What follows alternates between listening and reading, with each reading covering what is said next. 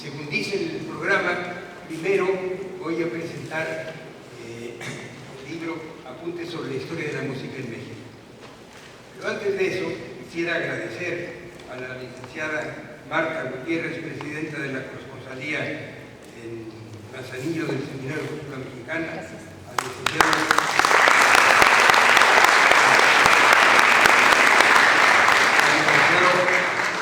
Humberto Uribe, vicepresidente. Tuvo que ausentarse por trabajo. Muy bien. Al licenciado José Luis Cobian, Sí.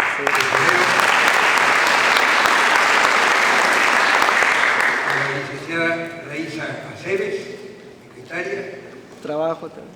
Anda de gira. y al licenciado Abelino Gómez, vocal. También. Muy bien. Bueno, antes de proceder al programa musical, dice allí que voy a presentar mi libro, Apuntes sobre la música, sobre la historia de la música en México. Y voy a hacer una cosa lo más breve posible. Hablo primero de la música precortesiana y luego de la música novohispana. Comento que ninguna nación tiene un acervo tan antiguo y tan espléndido en América, en el continente americano, como México. En 1524, apenas 3 años después de la conquista, el franciscano Fray Pedro de Gante fundó la primera escuela de música del Nuevo Mundo. A partir de la era virreinal, 1535, con la llegada del primer virrey, don Antonio de Mendoza, España envió un gran número de notables maestros. Solamente citaré a Hernando de Franco, pero ya en 1680 nació el primer gran compositor mexicano, que debería ser mucho más conocido, Manuel de Sumaya.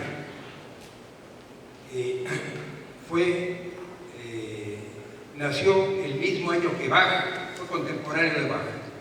Quizá el primer gran compositor de estatura extraordinaria nacido en México. Voy a saltar muchos otros compositores porque si no se nos va el tiempo, pero quisiera mencionar a Ricardo Castro, nacido en 1864 y que murió en 1907, que no solamente fue un gran compositor, sino que fue el autor del primer gran concierto para violonchelo y orquesta compuesto por compositor mexicano. Lo compuso alrededor de 1895 y se dio la circunstancia de que ningún chelista mexicano se interesó por esa obra, lo cual me permitió a mí, casi un siglo después, tocar el estreno mundial de esta obra, un gran concierto para cello y orquesta, y grabarlo en Berlín con la Orquesta de Berlín. En el siglo XX, el número de grandes compositores mexicanos es extraordinario. Voy a mencionar nada más a Manuel M. Ponce, nacido en 1882. Lo menciono porque cuando era yo un niño de 6 o 7 años, ya tocaba más o menos el cello. Manuel M. Ponce conocía a mi familia y compuso un trío para violín, viola y violonchelo. Y la parte del violonchelo existe en dos formas. Una dice, parte simplificada para violonchelo para que la pueda tocar el niño Carlos Pliego. Y luego existe la forma normal, que también he tocado en ese trío. Carlos Chávez, nacido en 1899, figura fundamental, compositor, creador de instituciones, director de orquestas e introductor de música nueva. A fines de 1986, 9 años después de la muerte de Carlos Chávez, llegó a mis oídos que Carlos Chávez había compuesto un concierto para violonchelo.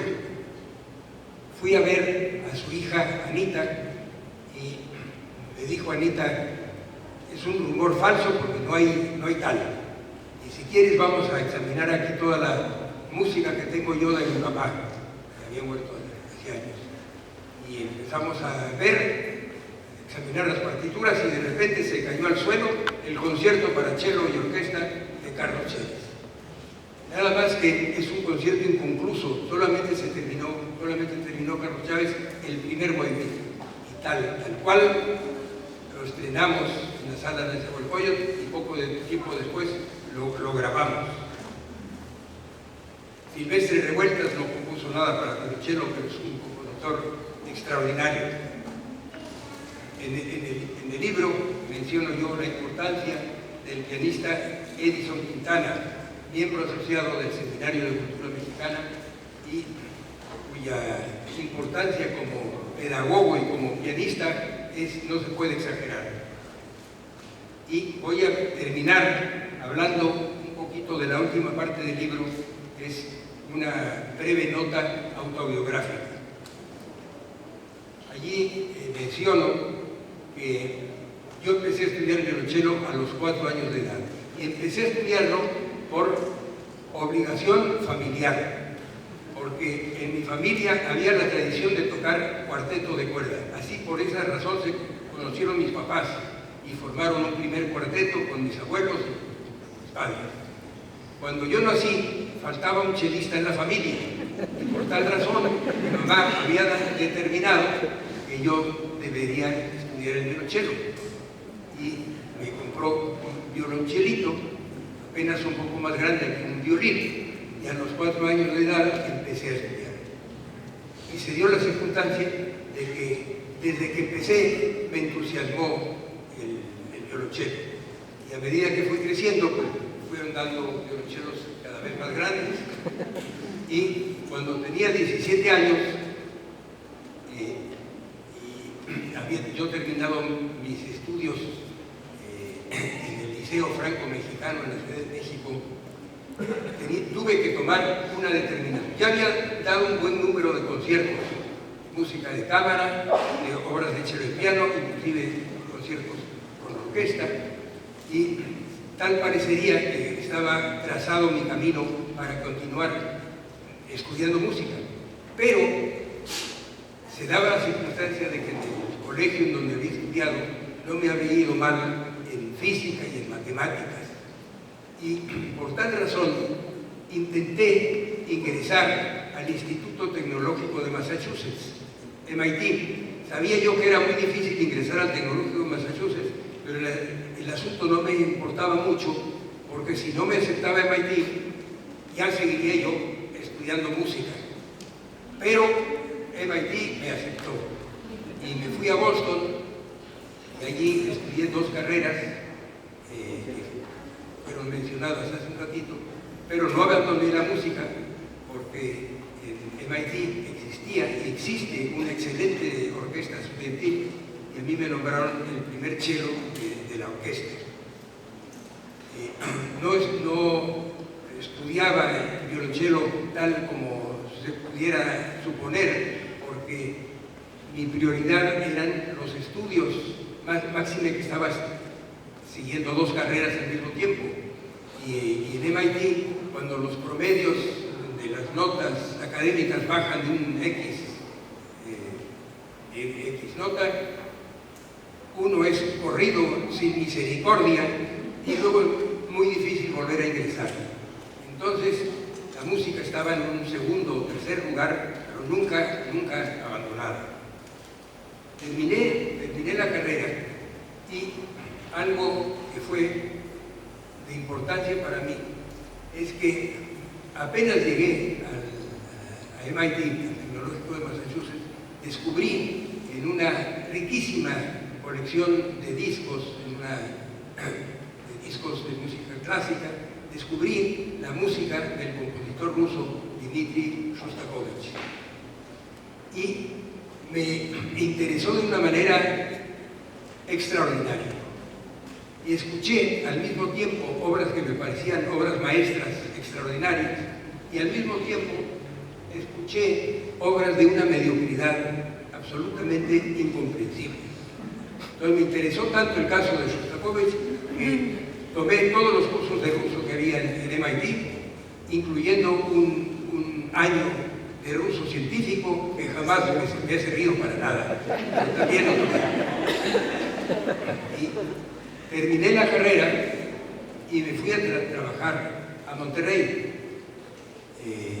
a una empresa siderúrgica. Y apenas había yo llegado a Monterrey, llegó a México una delegación soviética encabezada por el número 2 del gobierno y del Partido Comunista de la URSS. La cabeza era Nikita Khrushchev. Llegó Anastas Mikoyan, que era el número 2. Y me avisaron que esta delegación iba a ir a Monterrey. Y la víspera del viaje a Monterrey, el embajador soviético en la Ciudad de México me dijo que estaban en una situación de emergencia, porque el intérprete le habían gustado mucho los riquísimos antojitos mexicanos y se había envenenado y no tenían intérprete. Y me preguntó que si quisiera yo ayudarles como intérprete. Yo dije que pues haría mi mejor esfuerzo, y así acompañé a Mikoyan y al embajador soviético, el señor Pazikin. Los acompañé durante un par de horas por Monterrey. Cuando terminó la visita, Pazikin, el viceprimer ministro de la URSS, muy amablemente me dijo: ¿y a usted no le interesaría ir a estudiar a la Unión Soviética? Le dije: pues me interesaría muchísimo. ¿Y dónde le gustaría ir? Me gustaría ir, si se pudiera, a la Universidad de Moscú, al Conservatorio de Moscú, la Universidad Lomonosov de Moscú. Y Mikoyan me dijo: pues considérelo usted un hecho. Viniendo esta promesa del viceprimer ministro de la URSS, yo conseguí los permisos de la empresa en donde estaba para poder salir dentro de un mes o dos a la URSS. Pero empezaron a pasar los meses y pasaron 6 meses, pasó un año, me olvidé de la promesa de Mikoyan. Pasó 1 año y medio, la visita de Mikoyan era un lejano recuerdo. Y a los 2 años me llamó el embajador Pazikin y me dijo: urge que se presente usted en México porque ya está todo arreglado, ya está usted aceptado en la Universidad de Moscú y está todo arreglado para que se vaya usted a Moscú. No me precipité en ir a México, pero fui a México y poco tiempo después fui a mi primera estancia a la URSS a estudiar tanto música en el Conservatorio de Moscú como otras materias en la Universidad Lomonosov de Moscú.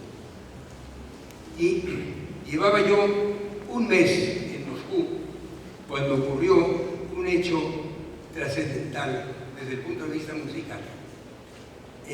Yo había conocido desde niño al grandísimo compositor Igor Stravinsky, grandísimo compositor ruso.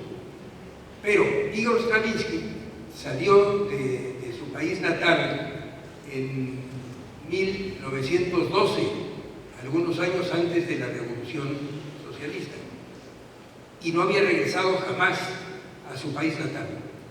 Y no había regresado nunca porque, por una parte, él se expresaba malísimamente mal de la música soviética, de los compositores soviéticos, les aplicaba los peores términos imaginables.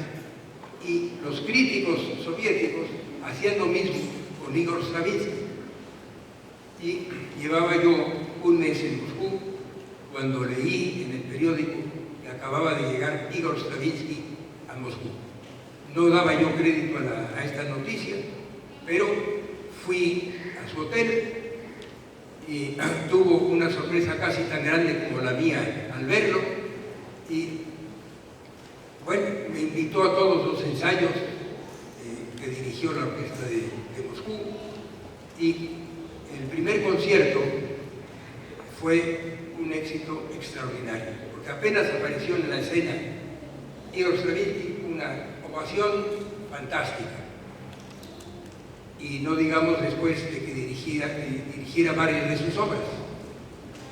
Terminó el concierto, él me había invitado muy amablemente a un lugar muy bueno, y cuando terminó el concierto lo fui a saludar y me dijo: no te vayas porque no va a haber ninguna cena oficial. Él estaba cumpliendo 80 años de edad. Voy a cenar con mi esposa y te invitamos a cenar en el hotel. Y así ocurrió. Y cuando ya llevábamos un buen rato cenando en su cuarto del hotel, le dije: dígame usted, ¿cómo es posible, por una parte, que usted haya aceptado venir a este país cuando se ha expresado siempre tan horriblemente mal el sistema? ¿Y cómo es posible que las autoridades soviéticas lo hayan invitado si siempre se han expresado horriblemente mal de usted? Y me dijo: pues muy sencillo, por lo que toca a mí, yo estoy cumpliendo 80 años y la invitación me tocó el corazoncito y decidí venir. Y por lo que toca a las autoridades soviéticas y a la ministra de Cultura, la señora Fursteman, de música no sabe absolutamente nada, no sabe quién soy yo, y por tal razón me invitó.